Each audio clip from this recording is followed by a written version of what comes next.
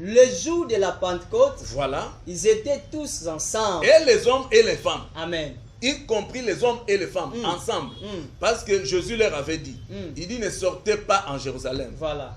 Je vous dis, allez prêcher la parole.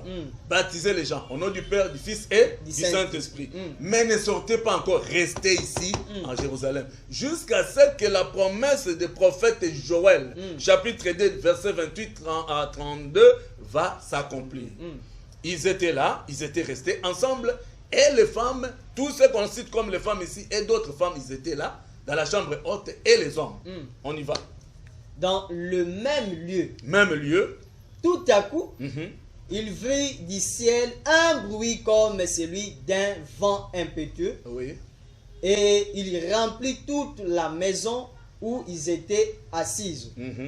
Des langues semblables à des langues de feu. Oui. L'air apparut. Oui. Séparés les unes de l'autre. Séparer les unes des autres. Voilà. Ça, c'est très important. On n'explique pas. On ne cherche pas à comprendre pourquoi la séparation. Voilà. Ça séparer. Parce qu'il y a des gens qui doivent assumer des postes importants qu'on appelle les sacerdoces. Voilà. Allez-y, je vais expliquer après. Et se posèrent sur chacun d'eux. Et ils furent tous remplis du Saint-Esprit et se mirent à parler en d'autres langues, selon que l'Esprit leur donnait de s'exprimer. Or, il y avait en séjour à Jérusalem. Suivez-la très bien. Il y avait en séjour en Jérusalem des Juifs, l'homme pieux de toutes les nations qui sont sous les cieux. Ils étaient ces jours-là en Jérusalem. Ils sont venus faire quoi? Ils sont venus fêter leur fête, qu'on appelle la fête des Juifs. Alléluia. Mais à ce moment-là, en tout cas, suivez-moi très bien, en ce moment-là, Pierre, les apôtres et tous ceux que nous appelons les chrétiens aujourd'hui, ils étaient à la chambre haute. Mais les Juifs, ils étaient en train de fêter leur fête. Entre parenthèses, on y reviendra. On y va.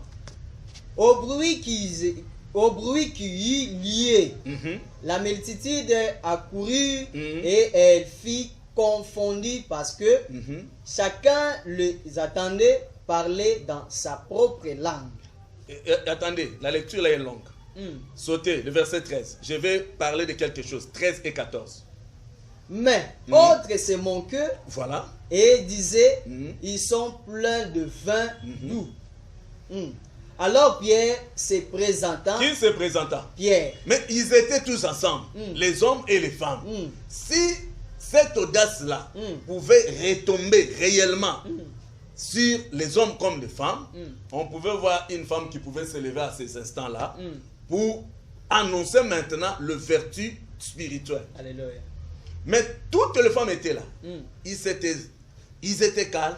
Ils ne faisaient qu'observer pendant que les Juifs étaient dans le tourment. Qu'est-ce qui se passe? Ces gens sont ivres, mais ils parlent dans des langues confondues. D'autres leur attendaient parler leur propre langue maternelle. Amen. Vous voyez, c'est là où la chose a commencé, que les soi-disant églises de réveil aujourd'hui sont tombées dans des pièges du diable.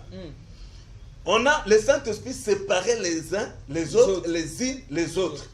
C'est-à-dire chacun devait avoir son travail. Amen. Et lorsque le Juif était dans qu'est-ce que c'est Pierre qui s'élève pour donner la solution aux problèmes qui tourmentaient les Juifs. Alléluia. Mais les femmes étaient là. Pourquoi une femme ne sait pas donner l'audace pour expliquer la chose? Alléluia. Je repose la question. Non. Pourquoi, si réellement le ministère, une femme peut nous prêcher, c'est là où il devait commencer. Voilà. C'est Pierre qui se lève pour expliquer ce qui se passe. Mais les femmes étaient là, bouche bée. Donc la femme doit se taire. Mais ils étaient là, frère. Qu'est-ce qu'ils ont fait? Pendant que les Juifs cherchaient la solution, ils voient les gens, ils voient les autres parler en langue, les autres prophétisaient, ceci, cela. Mais qu'est-ce qui se passe? Les observateurs. Oui, les femmes étaient là. Alléluia. Personne n'a pu ouvrir sa bouche pour expliquer ce qui se passe, si ce n'est Pierre. Alléluia. Bien entendu, un homme. Merci pour la biso makambe makasi. Donc il faut tous les sous na pasteur notre évêque Blaise. Donc un papa qui parle bien, je l'aime quand il parle. Donc avec de motivation. Vous allez biso écrivez-nous sur ce numéro plus 243 711 160 45.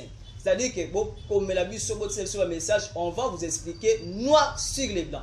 Biso azama mbote que non. Biso c'est la parole qui doit parler. Amen. Le ciel ouvert. Le ciel ouvert. Il y a une question, pose. Nous sommes là disposés pour répondre. Merci papa. Maintenant il y a comment continuer ce message et à koloba que maintenant là parce que olobi que non, moi ça cause aller devant. Maintenant lorsque Déborah a joué qui devant les hommes. Est-ce que c'est ça qui m'appelle ou c'est qui m'alarme? Je m'attendais à cette question de la dite Déborah dans l'Ancien Testament. Je m'attends encore à une question de la femme samaritaine. Je sais que ce sont des questions qui me reviennent. Alléluia. Je commence par Déborah. Parce que la Bible dit à la loi et au témoignage. Quand on ne parlera pas ainsi, il n'y aura pas l'horreur pour le peuple. On commence par Déborah, le sacerdoce lévitique. Alléluia. Déborah a intervenu dans quelle période? Alléluia. Il faut le dire. Déborah, c'était dans la période de juge. Israël a abandonné le Seigneur. Amen. Dieu n'était pas en Israël.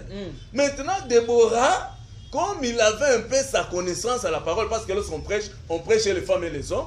C'est alors qu'il a dit, mais qu'est-ce qui se passe dans mon pays? Dieu est parti, nous sommes restés tels que nous sommes restés. Alors, il